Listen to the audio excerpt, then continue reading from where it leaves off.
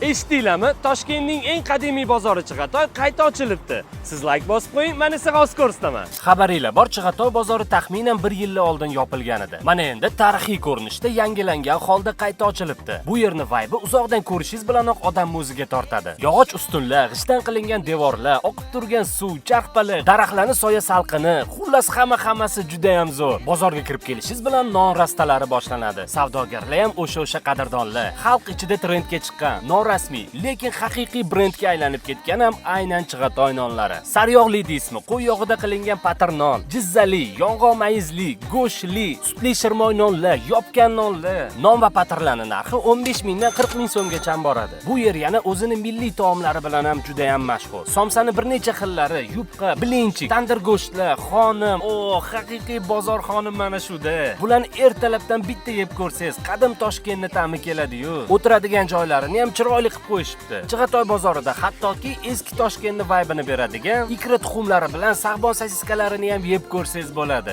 Endi qaymoqga alohida to'xtalib o'tish kerak. Bu yerning qaymog'i juda ham mashhur. Bozor 24 ga 7 ishlayotgan ekan. Bu bozorda ham aylanib, ham ovqatlanib, ham bozorlik qilib maza qilasiz. Manzilini hamma bilsa kerak. O'sha Chig'atoy darvoza. Bu videoga bitta like bosib, yaqinlarga jo'natib qo'ying. Chig'atoy bozori bilan bo'lgan yorqin xotiralarni kommentga yozib keting.